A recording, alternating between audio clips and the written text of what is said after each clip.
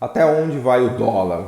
Podemos ter desvalorização cambial até R$ 7, R$ 8, R$ 10. Né?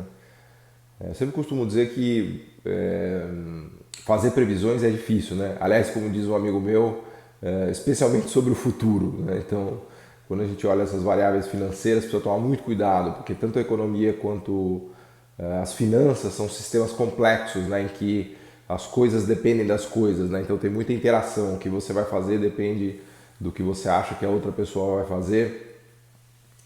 E esses sistemas com o que os economistas chamam de feedbacks positivos são bastante imprevisíveis, né? Então muito cuidado quando você for comprar dólar ou vender dólar ou fazer previsões acerca do dólar, né?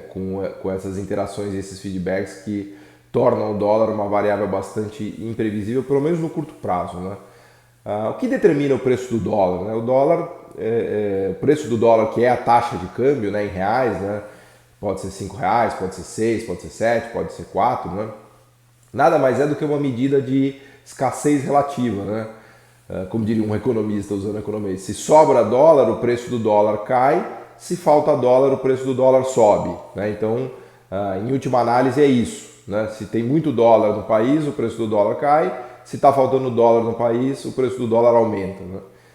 E aí a pergunta que a gente tem que fazer é, de onde vem o dólar? Né? Como é que um país consegue dólares? Como é que o Brasil consegue dólares? Né? Existem alguns canais. Né? O primeiro deles, mais importante, obviamente, é exportações. Né? Quanto mais o país exporta, mais capacidade de atrair dólares ele tem. Essa, inclusive, é a maneira mais saudável e genuína de atrair dólares. Né? Os dólares vêm porque a gente está oferecendo produtos, a gente está ofertando produtos para o mundo, né? E quanto maior o conteúdo tecnológico, quanto maior a nossa capacidade de ofertar bons produtos ao mundo, mais dólares a gente tem. A segunda é quando investidores trazem dinheiro para o Brasil. Né? Se os investidores querem aplicar aqui na bolsa, em títulos públicos, construir fábricas ou o que seja, eles trazem dólares. Né?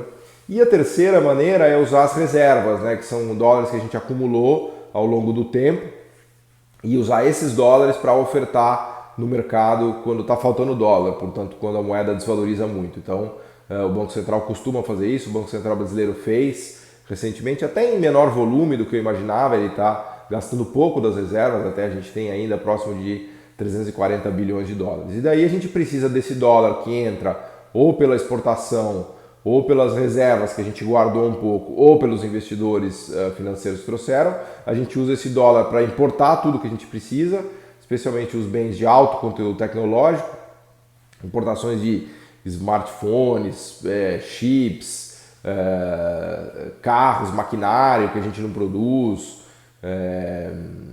químicos, né, medicamentos, enfim, tudo aquilo que a gente não é capaz de produzir, a gente importa. E ao fazer isso, a gente consome dólares. E quando os investidores querem tirar dinheiro do Brasil, o dólar também vai embora. Né?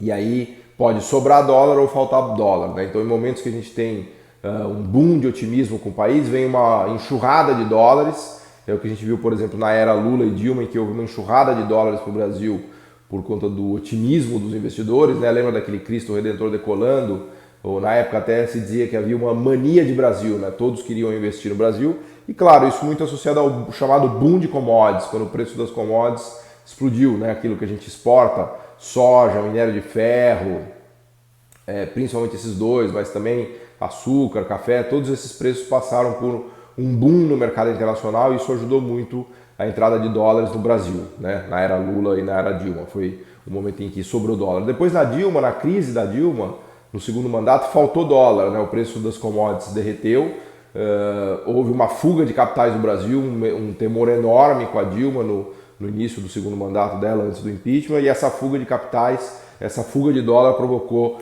uma forte desvalorização. Lembra que no 7-1 da Alemanha a gente ainda estava com a taxa de câmbio em 2,20, 2,30, né? Para quem foi a quase R$ 6, né? Imagina, em 2020, uma brutal desvalorização, né? De 3 vezes, né? Mas na própria, desculpe, na própria entrada ali do governo Dilma, do segundo, né, o dólar saiu de 2,30 a 2,40, foi a R$ 4, chegou a bater acho que 4,20 no auge do estresse em 2015. Então ali houve também uma fuga de capitais, uma fuga de recursos, uma queda de exportações que também desvalorizou muito o preço do dólar. Então, hoje a pergunta que a gente faz em 2020 é para onde vai o dólar? Será que ele pode ir a R$6, R$7? Pode ir, eu diria que pode, mas a probabilidade é menor. Né? Por que eu acho que ele tende a ficar se comportando aí na casa dos R$6, talvez até um pouco abaixo, 5,50, R$5, né? Dependendo obviamente da sustentabilidade do governo. Né? Se o governo cair, aí a coisa realmente pode ficar mais dramática, né? Se o ministro da Fazenda sair e for substituído por alguém que o mercado não goste, né? Mas como a gente tem um estoque de reservas enorme de 340 bilhões de dólares, isso dá um poder de fogo muito grande para o Banco Central defender a moeda, né? Como dizem os economistas. Então, o Banco Central pode ir vendendo aos poucos o dólar quando faltar dólar para que o preço não dispare.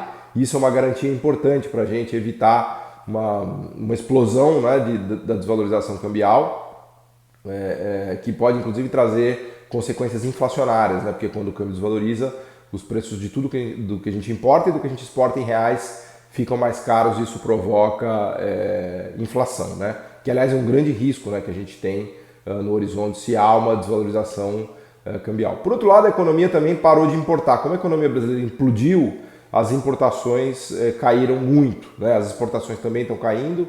Do modo geral, a gente está vendendo bem menos para a economia mundial porque ela está parada, mas também a economia brasileira parou, né? Está completamente parada, está em estado de implosão, né? Com desemprego disparando, o PIB vai cair pelo menos 7% esse ano. Portanto, a nossa demanda de dólares cai muito, né? De importações, mas também os investidores externos também não colocam o dinheiro aqui, né?